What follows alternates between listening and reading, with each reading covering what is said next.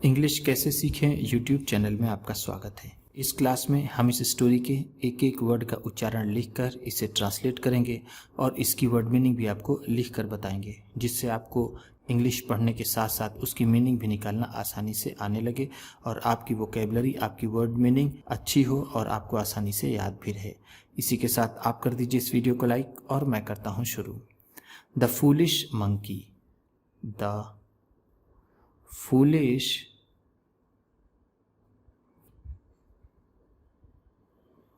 Monkeys. बेवकूफ बंदर। Foolish का मतलब होता है बेवकूफ, मंकीज बंदर। ऐसे तो मंकी का मतलब बंदर होता है, मंकीज उसका प्लूरल है, तो हम कह सकते हैं बेवकूफ बंदर। A long time ago. A long time ago, बहुत समय पहले। अ लॉन्ग टाइम अगो का मतलब होता है बहुत समय पहले, बहुत समय पहले। In winter time. In winter time, सर्दियों के समय में। विंटर का मतलब होता है सर्दी या फिर ठंड, टाइम समय या फिर मौसम में। A group of monkeys. A group of monkeys, बंदरों का एक समूह। ग्रुप का मतलब होता है समूह, अ ग्रुप ऑफ है तो एक समूह, ऑफ मंकीज बंदरों का। Was feeling very cold. Was feeling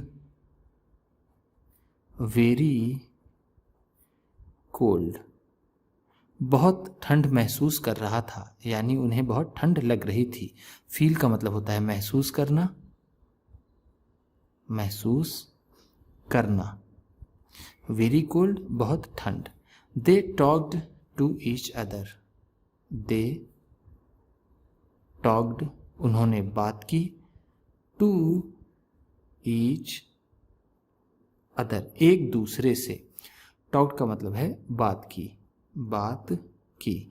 talk का मतलब होता है बात करना, टॉक्ड है तो बात की। दे वे या फिर उन्होंने। ईच अदर एक दूसरे से, एक दूसरे से। And decided. एंड डिसाइडेड और फैसला किया। डिसाइड का मतलब होता है फैसला करना, डिसाइडेड है तो फैसला किया। To go to a village. To go to a village, किसी गांव जाने का। विलेज का मतलब होता है गांव, गो का मतलब जाना, अ किसी या फिर एक। Near their forest.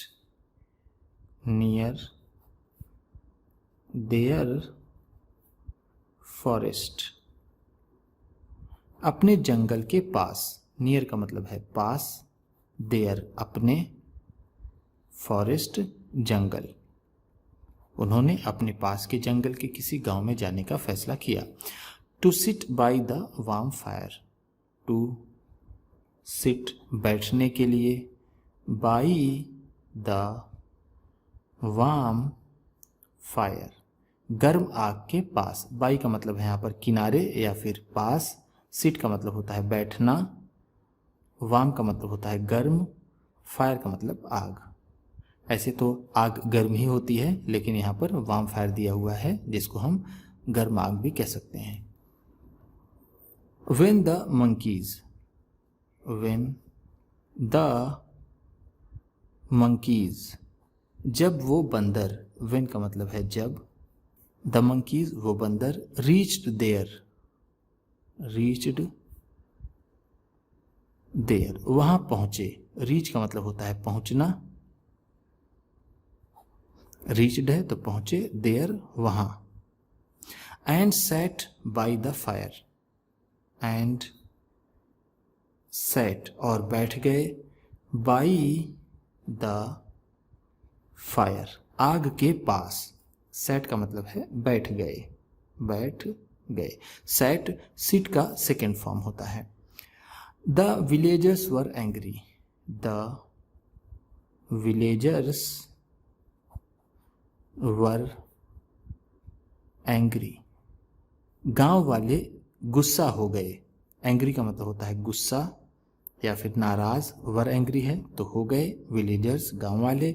The villagers chased them away, the villagers गांव वालों ने, चेज्ड देम अवे उन्हें भगा दिया। चेज अवे का मतलब होता है पीछा करके भगाना, और चेस्ड अवे है तो भगा दिया, देम उन्हें। As they did not want, as क्योंकि, एज का मतलब है क्योंकि। दे डिड नॉट वॉन्ट, वो नहीं चाहते थे। वॉन्ट का मतलब होता है चाहना, डिड नॉट वॉन्ट है तो नहीं चाहते थे। मंकीज बंदरों को, in their village, in their village अपने गांव में।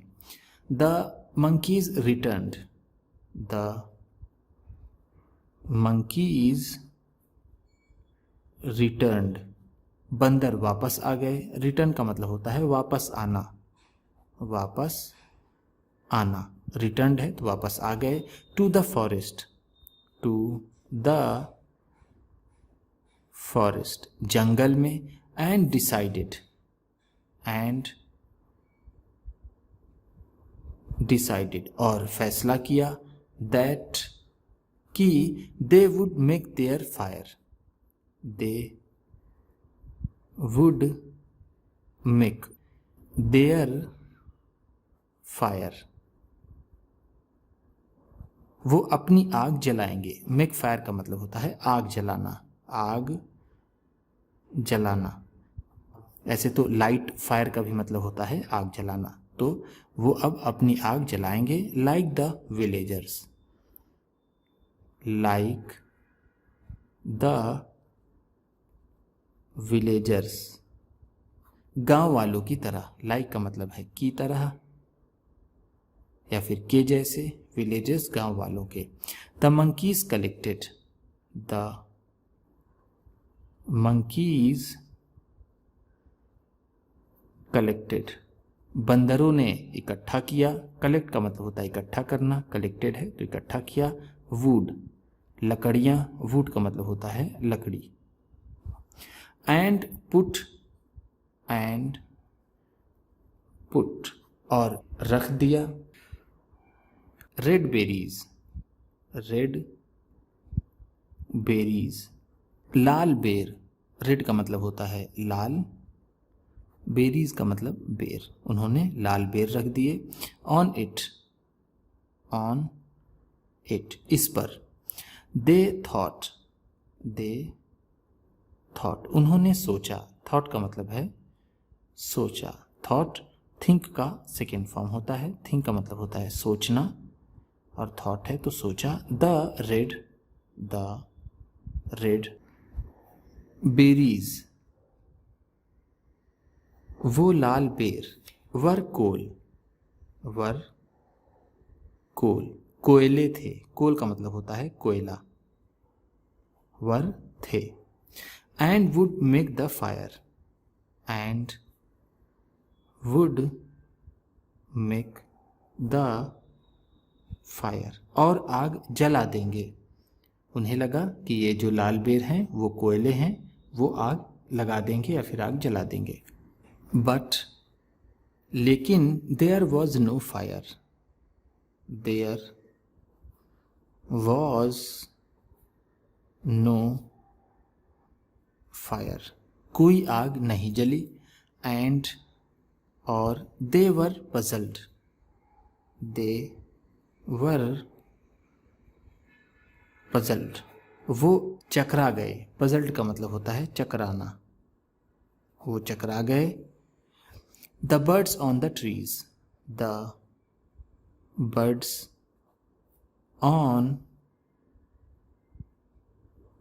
द ट्रीज, पेड़ों पर बैठी चिड़िया had a hearty laugh, had a hearty laugh, जोर से हंसी। हार्टी लाफ का मतलब होता है खुलकर हंसना या फिर जोर से हंसना, खुल कर हंसना। At the foolish monkeys, at the foolish monkeys, उन बेवकूफ बंदरों पर। The monkeys were ashamed, the monkeys were ashamed, बंदर शर्मिंदा हुए। अशेम्ड का मतलब होता है शर्मिंदा, वर अशेम्ड है तो शर्मिंदा हुए। Of their foolishness, of their foolishness, अपनी बेवकूफ़ी पर। फूलिशनेस का मतलब है बेवकूफ़ी, वो अपनी बेवकूफ़ी पर बहुत शर्मिंदा हुए। मोरल, नैतिक शिक्षा हमें इससे क्या मिलती है? Gather complete knowledge, gather complete knowledge, पूरी जानकारी इकट्ठा करो। ऑफ एवरीथिंग, सभी चीज़ों की। गैदर का मतलब होता है इकट्ठा करना, इकट्ठा करना। कंप्लीट का मतलब होगा पूरी। नॉलेज का मतलब है जानकारी या फिर ज्ञान। एवरीथिंग, सभी चीज़ों का, सभी चीज़ों का। ध्यान दीजिएगा, ये देखिए गैदर है, इसके पहले आपने एक वर्ड पढ़ा था कलेक्ट। कलेक्ट का भी मतलब होता है इकट्ठा करना, गैदर का भी मतलब होता है इकट्ठा करना। अगर हम यहाँ पर कहें कलेक्ट कंप्लीट नॉलेज तो भी हमारा सेंटेंस सही रहेगा। उम्मीद करता हूँ इस क्लास में बताई गई वर्ड मीनिंग्स और सेंटेंसेस आपको अच्छे लगे होंगे। सबसे अच्छा वर्ड कौन सा लगा इसे कमेंट बॉक्स में ज़रूर बताइएगा। इसी तरह की वीडियोस के साथ साथ ढेर सारी रीडिंग की, ट्रांसलेशन की और बहुत सी इंग्लिश सीखने वाली वीडियोस पाने के लिए चैनल को सब्सक्राइब कीजिए। और ये वीडियो किसी न किसी अपने एक दोस्त को, मित्र को, परिवार वाले को शेयर भी ज़रूर कर दीजिएगा। तो चलिए मिलते हैं फिर अगली वीडियो में।